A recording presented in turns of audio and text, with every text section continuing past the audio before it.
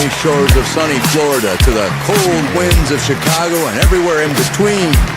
You're watching the Red Wimet Show, live, coast to coast.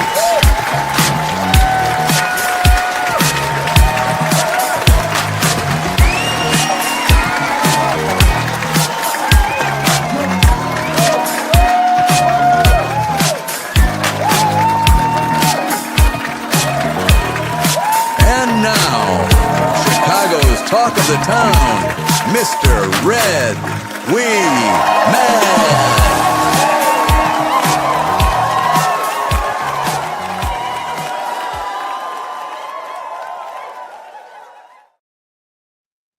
Howdy, folks. Today is September 22nd, 2025, and I am Red Wimet. And the maniac running around me is Duke. Hello, Christina. How you doing, darling?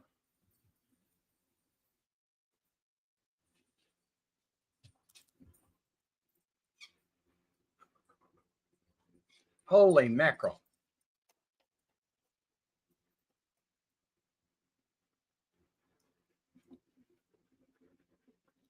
John Price. He's a cousin of mine. His grandfather and my grandfather were brothers, Sam and Carl. John, that's interesting.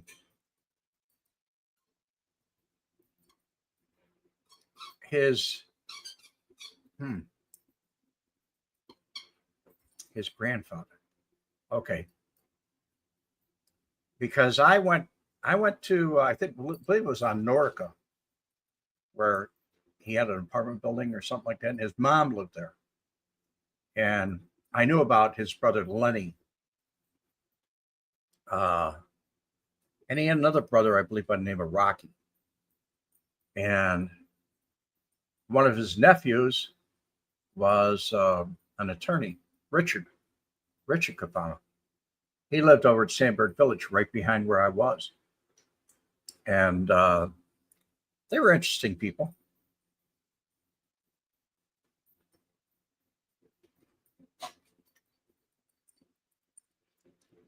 I'm doing okay, guy. So at any rate,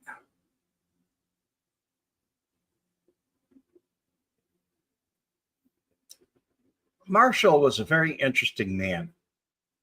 And just like many of the other mobsters that I've talked about, not all of them, but many of them, Marshall was, I never heard him raise his voice in anger. I never saw him mean. I never saw him violent. He didn't have to be. When he was younger, I think he got most of his violence out of his system. When he was younger, it was a whole different story. You can see him on the left there. I'm on the screen. When he was younger, that's in Las Vegas. He was in his late 30s there, and mid 30s. He was arrested. And that was for the Ray Ryan extortion. And the picture on the right was taken down in Miami at his last arrest before he went to prison there. And I believe he's 81 in the picture on the right. He wasn't happy, obviously. I mean, he did a lot of time in prison. He didn't like it, but he did it. He's one of those kind of guys that just did what he did. However,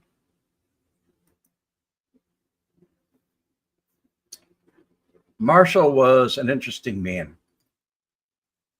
As far as money went, he had a lust for money since he was a teenager. His brothers, everybody in that family did. I don't know.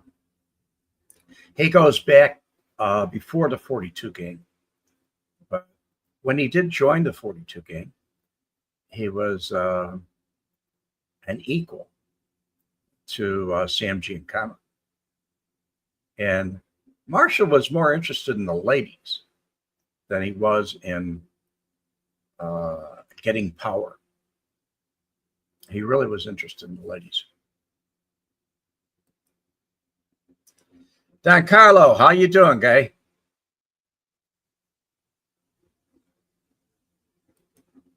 Yes, I think everybody, Scott H., everybody that grew up in that era through the 20s into the 30s was in poverty. They were all that right. They were all that way. But at one time, he was back in the day, after he joined the 42 gang, which is kind of like the farm team for the outfit.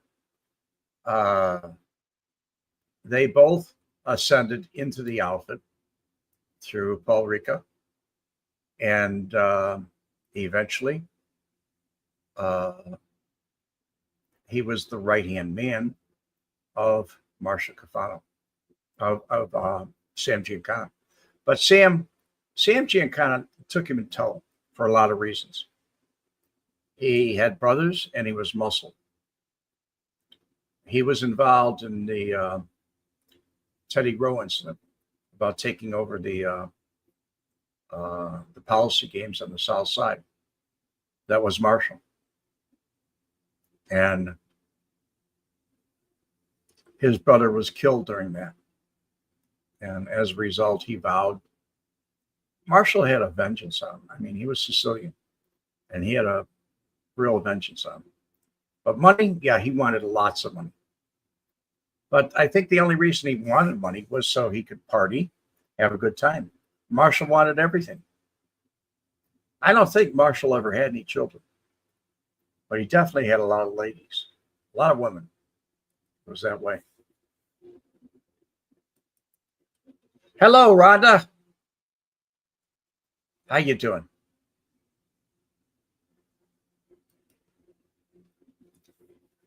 So,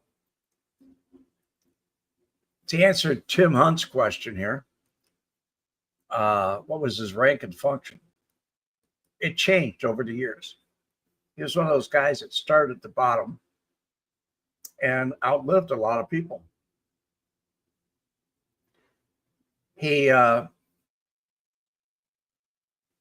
put the arm on Ray Ryan, tried to muscle him. There are online irregularities on the amounts of money.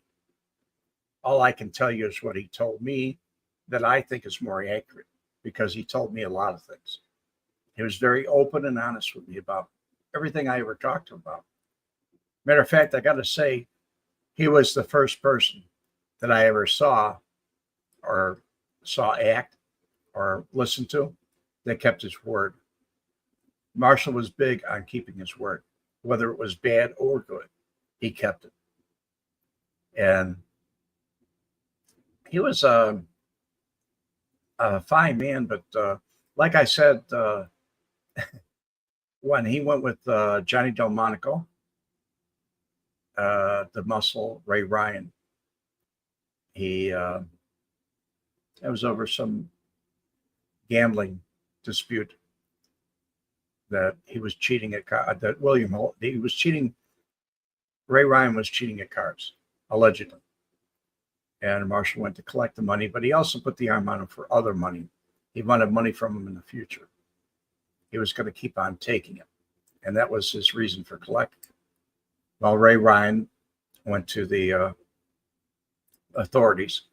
That was in 1963, I believe. Ray Ryan went to the authorities, and he was arrested, and he went to prison. Well, he went to Clark County Jail. Then he went to prison.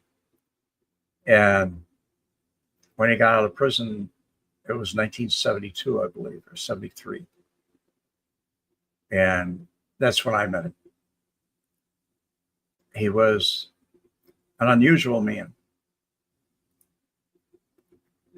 He drove an expensive Lincoln. He drove a Lincoln Town car, two-door. He liked it, brand new, as soon as he got out of prison. And when I talked to him, he said, I'm going to get my old territory back. He said, I got it made. Sam Giancana is sleeping with my wife. And he smiled. And he said, that's my ticket right there. Well, it wasn't his ticket.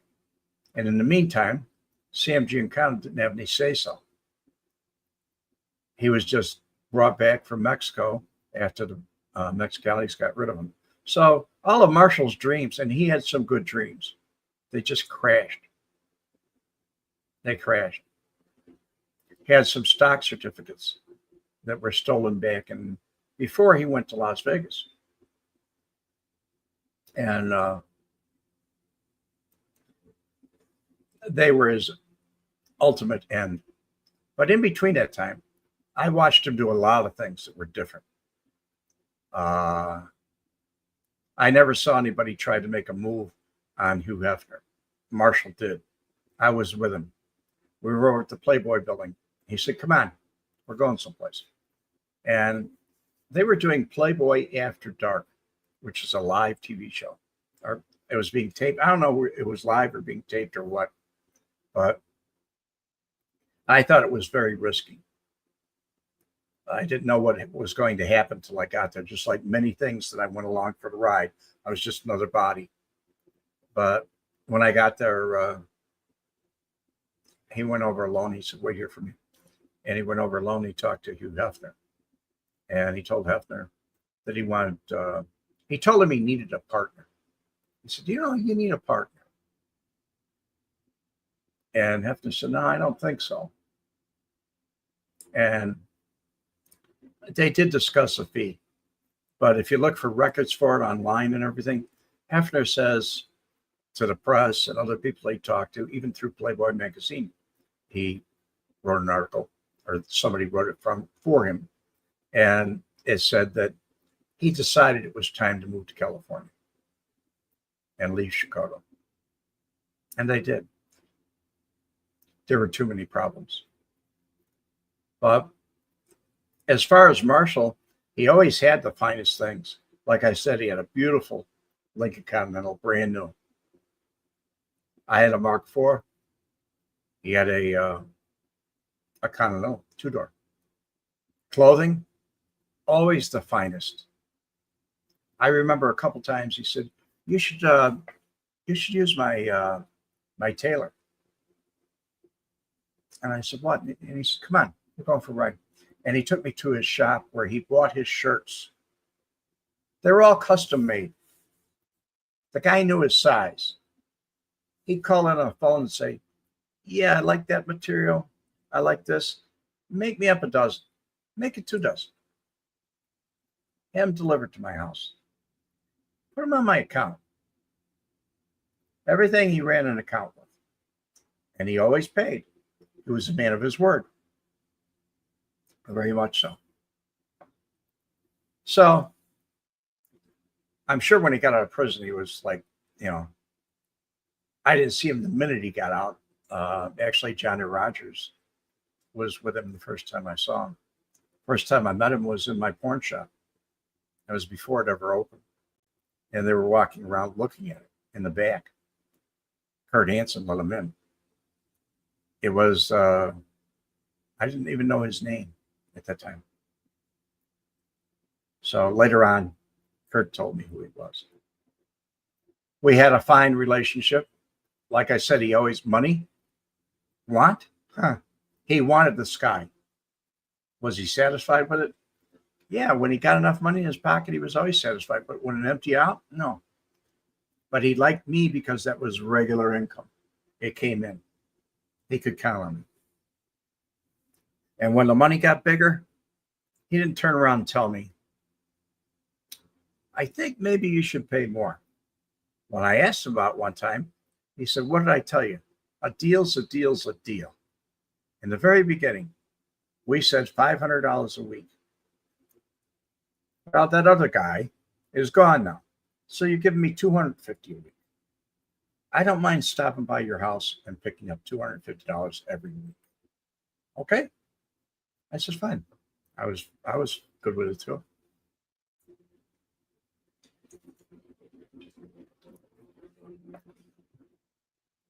Marshall got cut off from me when he went down to actually tried to involve me in the stock deal. He wanted me to go to I was banking. I had an interest in trying to think of the name of the bank now. It was on Lawrence Avenue. Ravenswood Bank. It was on Lawrence Avenue. But he wanted me to go to the bank and take a loan for $3 million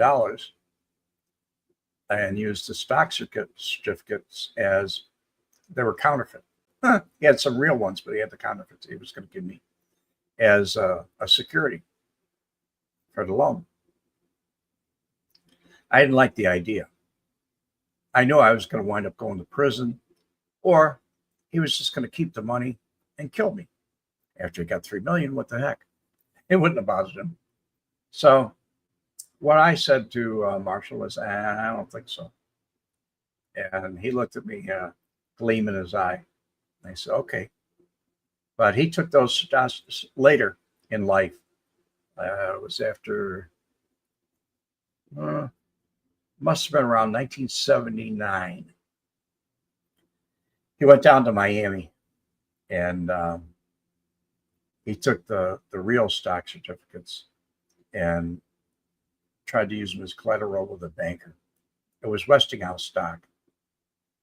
And it didn't work. And he was arrested. And that's when I got a letter from him. It said, I'm currently, actually it wasn't from an MCC. It was from a county jail, probably West Palm Beach. I don't remember, but it had the address on it. And the letter was cryptic. He said, I'm here for a while. I'm waiting to be sentenced. But until everything goes right, we can do business through my nephew. He's my other lawyer. He's the one you met before. And that was Richard. He mentioned the name Richard. By saying doing business, it was like collecting the money. So what I did was I was already giving the money to one of Joey Lombardo's guys.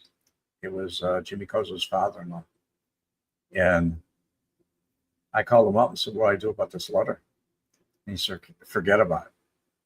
So he got cut off from my money. But he liked money. He was big on money. He wanted big money. He always wanted to hit it big. When Ray Ryan would have been alive today. I don't know about today, but he would have lived a lot longer had he turned around and paid Marshall off. He was a billionaire. And Marshall didn't want that much in the beginning. I mean, the guy gambled big money. He spent millions and millions on a club in Kenya, Africa. So it was what it was. But Scott H., yes, he liked to gamble. But more than he liked to gamble, he liked the women. And that's what he did. He was that way. So, I don't know. That's like Tony Spilaccio. Anybody goes out to Vegas, they seem to get the gambling fever. And I don't know what he was doing with Teddy Rowe. But Sam Giancana told him, to do that number. Take over the rackets. He was a frontline man and very, very good at what he did in some ways, but he was always looking for that big cash. So he goes away in Miami. And I forget what prison they sent him to. I think it was Oxford in Wisconsin. That way he could be close to any kind of family around him. But he was tired by then. He was an old man by then. He wasn't the young, aggressive kid that was running around Chicago. It took a lot of steam out of him going to prison when he went for the extortion on Ray Ryan. But when he was out of prison, he swore that he used to put it like this. Every time that guy, and he was referring to Ray Ryan, breathes air, it's my air he's breathing. So we have to stop that. Whether he did or didn't, I think he did. And other people testified that he did. But there was no proof. He only talked about things. Did he do them? Yeah, he did it. Ray Ryan's car is something that Gary Jenkins had on his show, Mob Vlog. Everybody's had it on their show. When that car blew up in Evansville, Indiana, at the health club, there were parts found as far as 3 to 4 blocks away, parts of the car. Other things that were in the parking lot, completely disasterized. And aside from that, there was nothing left of Ray Ryan. Nothing. It wasn't like they picked his body up and said, okay, let's take him away. There's no photos or anything else. He was in pieces. And I can see Marshall's face now if I were to ask him, but I never did. He was gone by then. I can see his face now. He probably would have turned around and said, yep. He finally got what he got coming to him. He should have given me the money. At the very end, Ryan offered to pay him $1 million not to kill him. And that's when he went with Joey Lombardo when he got out of prison. That was in 1972 or 73, either one. But they were all seen together. Joey Lombardo, Milwaukee Phil, Frankie Schweiss, and Tony Spilaccio. They were all seen together when Schweiss was building the meat block.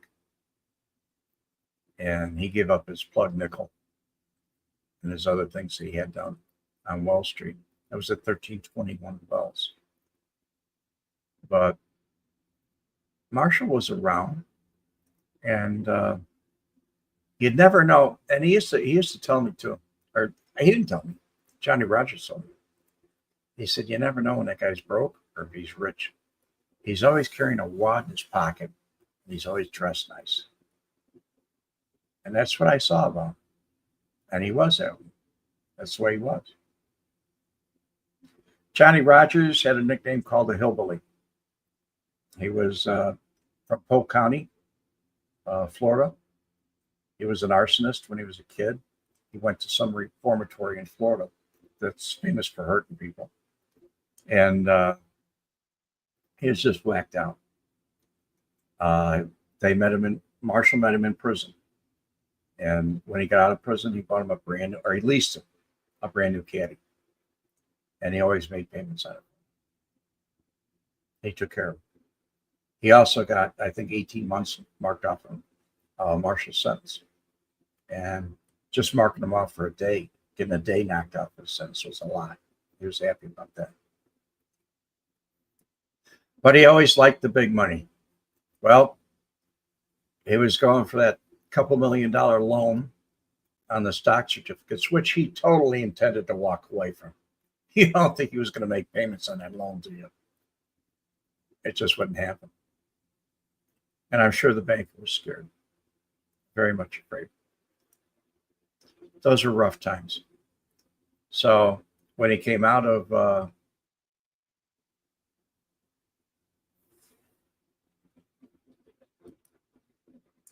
Jim, did Marshall Caifano and Jimmy the Bomber Couture associate with each other? They knew each other. I don't know if they associate with each other, though. I have to say Jimmy was more down to earth and more of a family man. Marshall was more of a playboy and more of a risk taker. even when he was 60 some years old. Watch that guy play handball. He was all over the court. He used to bounce the ball off of people's heads. He was that good and fast and vicious. Hard player. Played for keeps. Did they know each other? They weren't the same kind of. I'm sure they knew each other, but Marshall was the kind of guy that I don't know. That what you call it, deal? I'm trying to think of the name of it right now. Armored car. Marshall was in that house. I told a bedtime story about that. I'm trying to think of the name of the armored car company, and I can't. I'm sorry, Jim. I just can't think of it right now. But that's the one where they got away with it. It was an inside job, and allegedly, what you call it had something to do with it, Couture. But I walked in when they were counting the money, and Marshall was at the end of the table. Everything stopped when I walked in. Brinks. No, it wasn't Brinks. It was another one. Purelator. It was Purelator guy. It was, what year was that?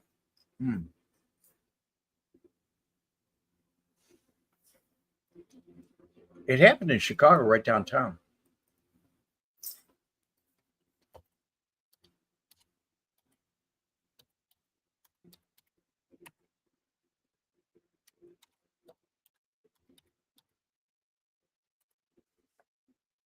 Yeah, it was the Purelator robbery, 1974. That was right after Marshall got out of prison, 1974. And I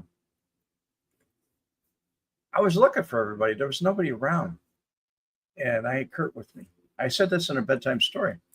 And I was walking into the parking. They had like a mobile office. And the guy used to keep the keys in there and everything else. It wasn't a very big place, but there was like, when I walked in, I opened up the door and I stepped foot inside, and it was cold outside. And the car hiker that was normally there, a black guy, he wasn't there. And so normally I just parked and gone into American Bonding. And when I got inside, all these people were standing around there counting money, separating money and counting it. And I saw Marshall at the end of the table. And Kurt Hansen was with me. He was a step behind me. And he said, I don't think we belong here. So I left. And when we were leaving, Kurt said, we're dead. We're dead. And I said, I don't know. I mean, nothing's happening. He said, they're never going to let us live after we saw that. And I didn't worry about it. Marshall and I never spoke of it. But it was one of the things where I saw him at the table. He gave me a glance. I gave him a glance. And I just went out the door. I backed out and left. He always wanted that big money. And Jimmy Couture, I don't know how much money. I think there was $250,000, maybe 250,000 found out by his house that he found. I think he lost part of it. I don't know how that went with Jimmy. So I'm sure he knew him, Jim Magnifici. I'm sure he knew him. There's no doubt in my mind. He had to. As far as socializing, no. He was a Rush Street playboy. Jimmy Couture was a family man. He went to bed when the news went on. After the news at 10 o'clock, he'd go to bed. Marshall was just hitting town by then. He'd be out having some drinks. Or he'd be out the Blue Max room out in, out by O'Hare Airport. He was a big party and spender. He had those $100 bills. He'd tip his waitress on a $100 bill. All them guys that I knew, they're $100 bill tippers. And Marshall was one of them. He spent a lot of money. In his lifetime, I would bet he spent at least minimum $10 to $15 million. And back in those days, that was a lot of money. So that means he robbed a lot of people. but he was very good at what he did, like robbing and things like that.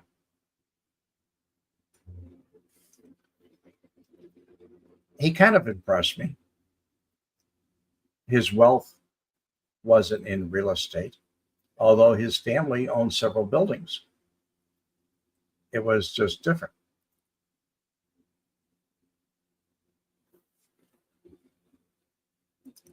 No, Jim, I will tell you where that came from. And I think it was Marshall just got out of prison, and we'd just been introduced. And I was living at 4121 North Richmond in Chicago on the north side, right off of Irving Park.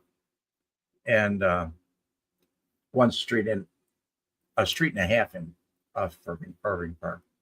And it had an old garage. That building was built like in the 30s. And it had an old like barn garage with barn doors that would open up. And in the center, it was a double-sized garage. In the center, it had a pole. So I decided to modernize it. And as far as the little door went on the side, I had put a fence all the way around, a stockade fence around it. And instead of putting gates there, I used the garage door. And the little access door on the side that went the walkway up to my house, that was always, it had a, like a 2x4, real 2x4 for a lock where it would lock it down. So you had to walk out, use a padlock on the door, open it up to get to the other door. And it made it very uncomfortable. So what I did was I decided to modernize it, and I took those two barn doors off. But before I took them off, I put new beams going across from wall to wall. So there was no beam in the center. So the ability was there to back two cars in or pull two cars in. I like to back in.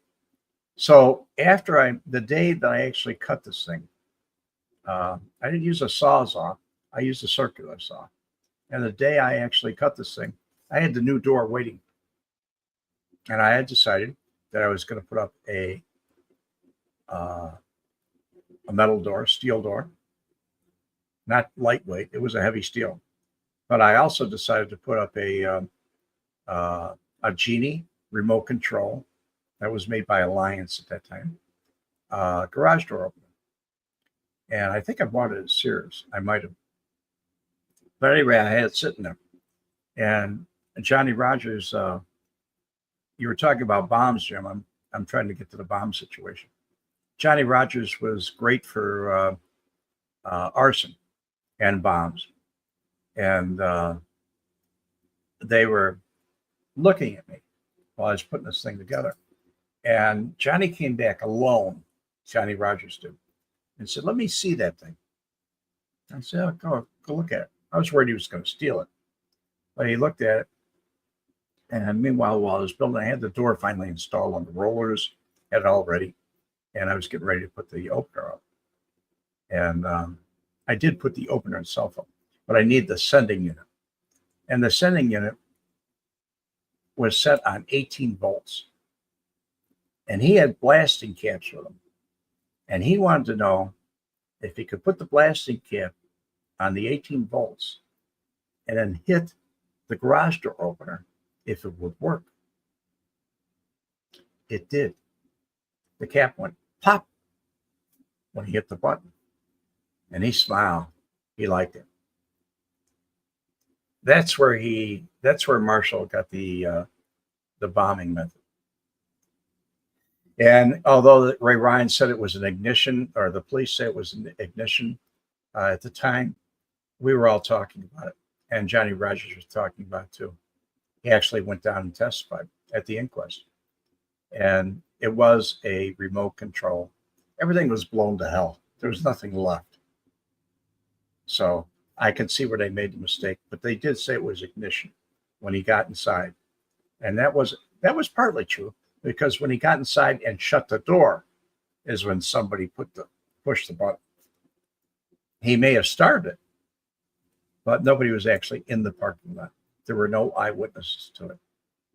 And from what I was told, at that particular place, the windows in houses and buildings were all blown out from the concussion from that bomb.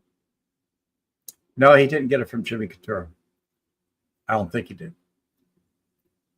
But dynamite, Rogers liked C4. He had C4 explosives.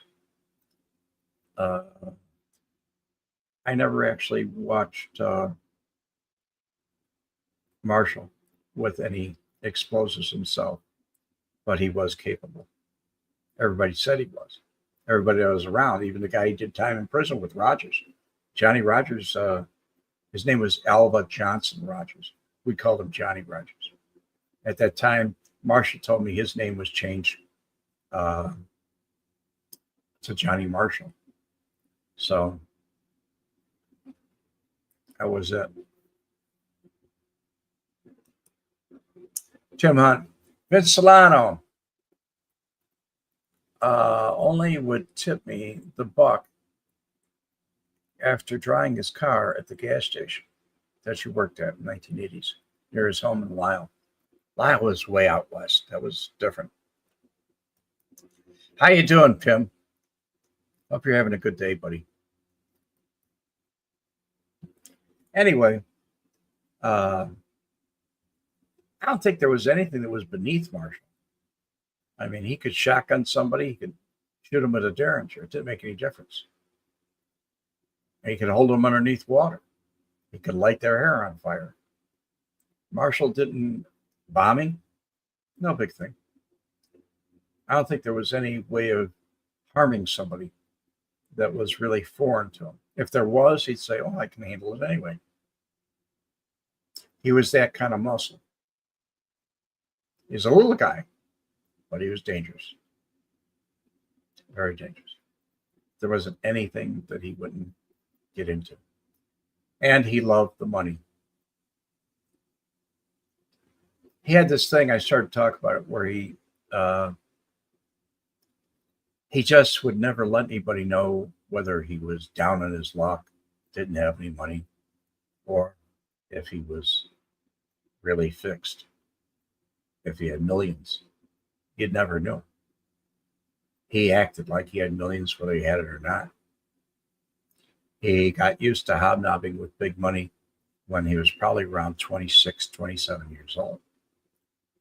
And when he was around Sam Giancana, he was Sam's right-hand man. So Sam was not poor. Those people didn't want for anything. When they built the Villa Venice, that was it. What's it going to cost? $1 million, $2 million, $10 million? They didn't care. Contractors, do it. That's all. They always had, those people back in the old days had the attitude of pay everybody, because we can always go get more money from our skills of cheating people out of money. Nobody really knows. How much money did they get out of Teddy Rowe? Nobody really knows. John Diddler, how you doing?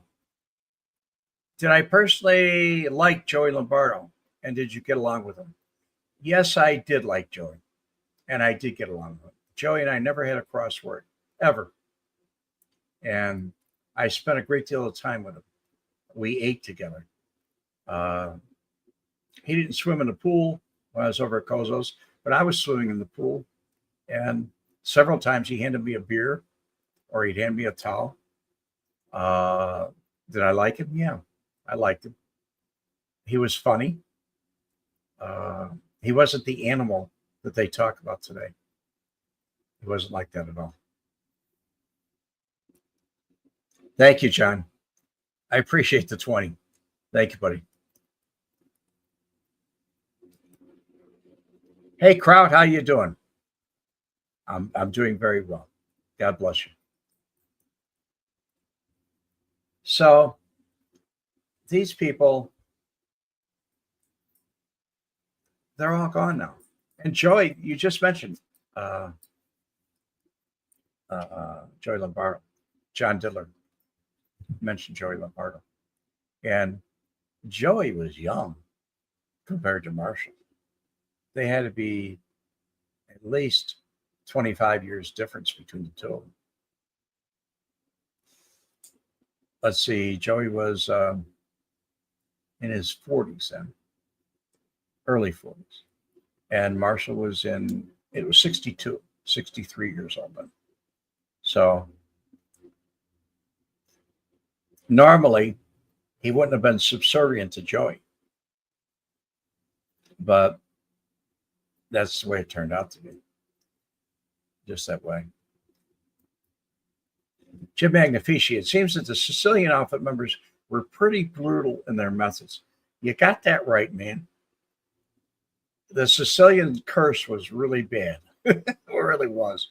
And Marshall was Sicilian. He definitely. Let me look him up just now to see. But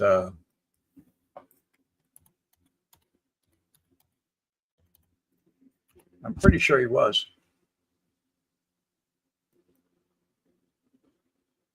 Well, he was born on July 19th, 1911.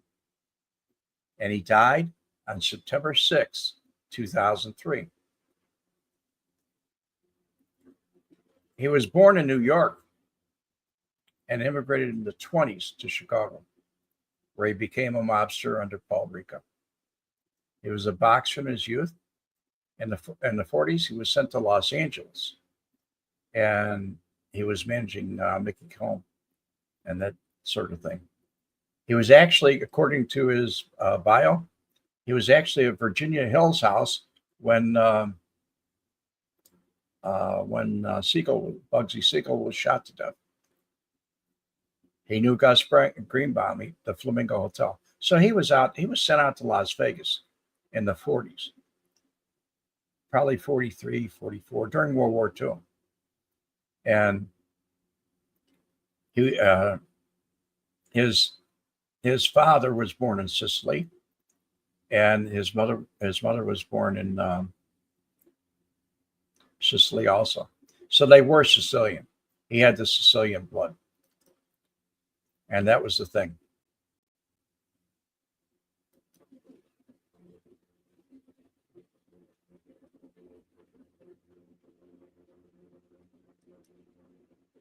What was the American mob like?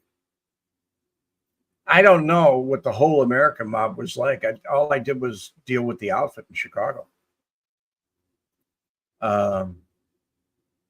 New York was different. So when you talk about the mob, it was different. Tim, I'm surprised you'd even ask me that question. Did I ever partake in Joey's crap games? No, I did not. I didn't gamble at all. I gambled in Las Vegas, but no. And Joey probably wouldn't have let me because his games were kind of shaky. So if I'd asked to play in the game, he'd probably said, "Save your money, kid." That's the way he was. And for you, Mr. Diddler, yes, that's Joey liked me that much. He used to call me kid or Red, either way. If I showed up at his house on Ohio Street, I'd knock on the door. I wouldn't ring the bell. I'd knock on the door. If his wife answered the door, she'd say, "One moment, please." He'd come to the door. If I needed something, he came out. A couple times I was in the house. Not when his wife was home. Yeah, she was homeless. But it was the kind of thing where I wanted to wait outside. So that's what it was. Marshall was the same thing. I was never in one of his homes. He had one on Addison Street. He had one in suburbs. We're out in Palos Park or somewhere out there. He had another one on, I believe it was Nordica. He had several places that he lived. Never went inside his home. He came inside my home. I invited him into my home. And never would I keep him waiting at the door. I just wouldn't do that. Some people I would, but he's not one. Most of the people would send for me. somebody would come to me and tell me, I want to see you. Or they call me and leave me a message and say, I want to see you. But that's where it was. Did Marshall originally run the skim in Las Vegas? I believe he did. I believe he did. It really didn't get big until Tony Accardo had the idea in 1957. He had the idea to, it's not just a skim. I don't think they had a skim back then. I mean, they used to take a little bit, I'm sure, but Marshall would have been in charge of it. But the biggest thing was in 1957, Tony Accardo had this brainstorm. He said, instead of having the really expensive rooms in the main casino, we're going to go economy class in the back. And they built like motels all the way in the back. And the Stardust was, it was named after planets. It started out with Mercury, because that was the closest planet to us. And it just kept going on and on.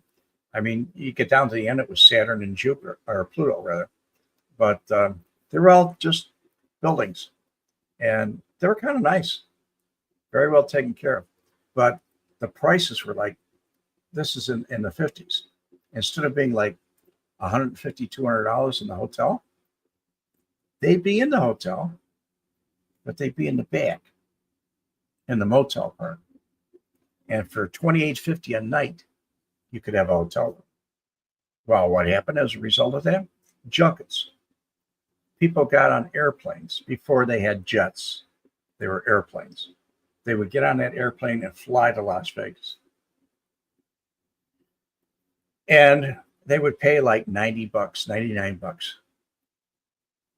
And for that, you would get house chips. You could gamble with those house chips. And you make some money or lose some money. 99% of people lost. They lost their house chips, and then they dug into their own pockets. Saying, I got all the way out here for nothing. It was a free trip. I ate for free at the buffet. I'm drinking for free. I'm staying in a room for free. So why don't I gamble? Well, a little turned into a lot. Instead of spending $100 or something like that, they'd wind up spending $400, $500, $600, their mortgage payment. And they go home and their wives would practically kill them and say, what did you do? You spent our money. But Marshall was, you asked if he originally ran the skim. There had to be a skim back there, but nobody knew about it. Nobody talked about it.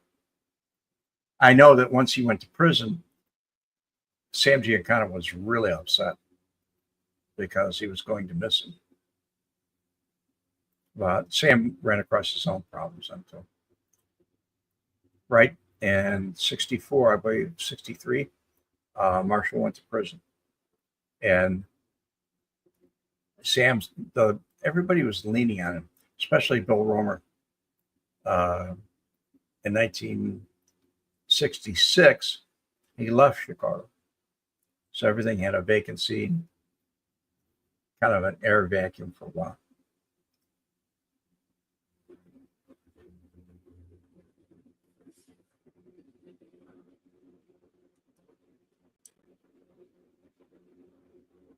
Armenian. Oh. Armenian mob. I don't know anything about him, guy. I really don't. I have no idea. I saw traces of where they were. Basically, the Armenians that I knew about were the kind of people that they really didn't want to mess with the Sicilians. They knew what they were. But they flew underneath the radar a whole lot better than the people I knew. Armenians were ruthless, but not like at all like the Alpha guys I knew. Alpha guys were different. So anyway, folks, that is my addition about Marshall Caifano. Did he like money? Yes. wealth or want? Both. He had money, he lost money. Want? He wanted till the day he died, I'm sure. When John Cass in 2003 wrote the article about his death, it was very unusual because he was less than 5 feet when he died. So they had a very expensive casket. I don't know if he had life insurance or what happened, if the family took care of it. I'll never know. I was out of Chicago by then. I was living in Palm Beach when he died. I ran across him one time in Fort Lauderdale. But that was not a cheap casket. I don't want to, please don't quote me on this, but I think somebody told me it was platinum. It was a platinum casket. And when I saw it, I looked at it and said, wow. I mean, he went out in style. He went out in style.